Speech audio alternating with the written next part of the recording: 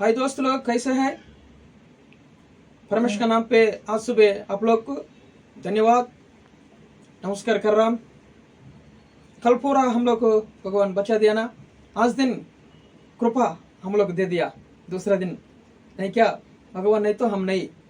आज का भगवान बात क्या बोल रहे हैं ना, परिशुद्ध ग्रंथ से भगवान हमारे साथ में रहने के टाइम हमको शत्रु को नहीं, भगवान हमारे साथ रहेगा तो हमको शत्रु कोई नहीं। भगवान को इतना ताकत है, मालूम है, सबको हटा देगा भगवान। वो भगवान हमारा साथ है, शत्रु कोई नहीं रहेगा। एक ही एक बेटा को ऊपर से परलोक से नीचे भेजवा दिया ना, किस लिए? हमारा पाप को शाप को मराने के लिए, सिलुवे में मरने के लिए जीसस को भेजवा दिया। एक ही एक बेटा को, एक बेटा को प्राण देने के लिए हमारा को पाप के लिए दे दिया ना। उसके साथ सब कुछ नहीं देगा, सब दे देगा। प्राण से बड़ा क्या है? भगवान को प्राण से और क्या है?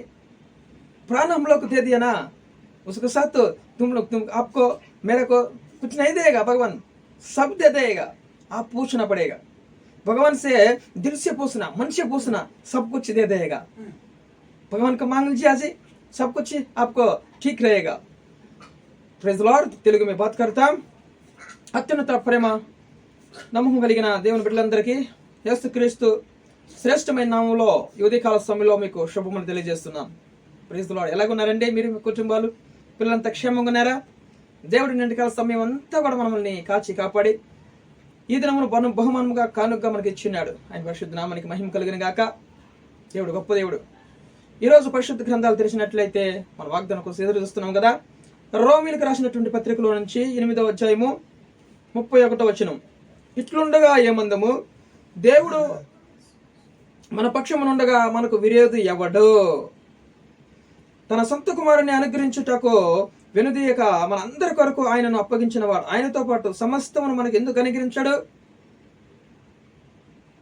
చూడండి, దేవుడు మన పక్షము ఉండగా మనకు విరోధి ఎవడు?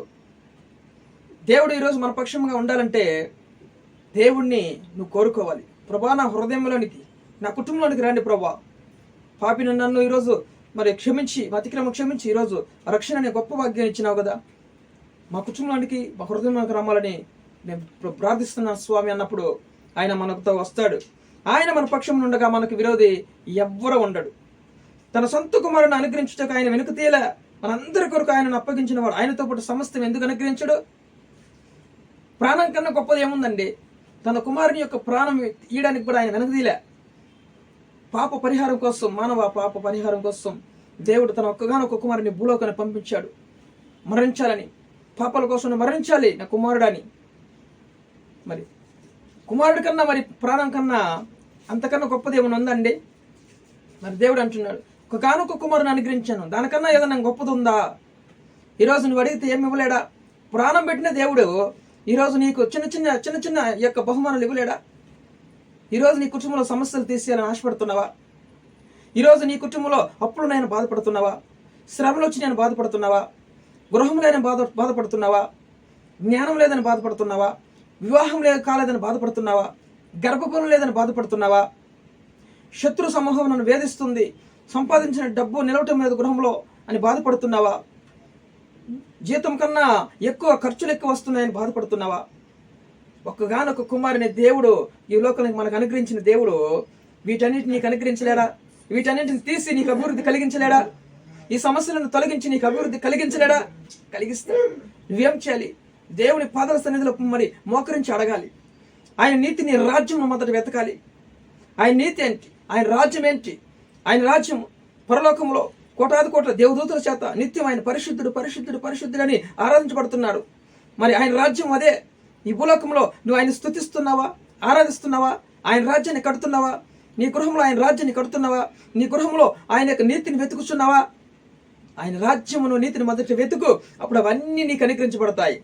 ఏం లోటు ఉంది నీ కుటుంబంలో, ఏం తక్కువ ఉంది నీ కుటుంబంలో, అవన్నీ కూడా నీకు అనుగ్రహించబడతాయి. ఆయన నీతిని వెతుకు, రాజ్యాన్ని వెతుకు.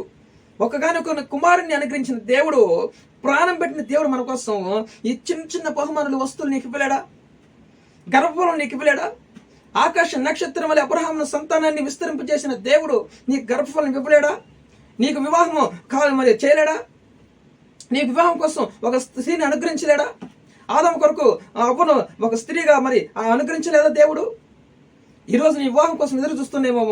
చూడు, దేవుడు ఈరోజు సమస్తం అనుగ్రహించిన దేవుడు నీకు దాంతోపాటు నీకు ఎందుకు అనుగ్రహించిన అంటున్నాడు. నీకు అనుగ్రహించేశాడు, పొందుకో, విశ్వాసంతో పొందుకో. నీకు వివాహం జరుగుతుంది, నీ గర్భఫలం మరి దొరుకుతుంది. నీ గర్భఫలం దేవుడు దీవించబోతున్నాడు, నీ భూపంటను దేవుడు దీవించబోతున్నాడు, నీ కుటుంబంలో ఆశీర్వాదం కుమరించబోతున్నాడు దేవుడు. మొదట ఆయన రాజ్యాన్ని, నీతిని వెతుకు.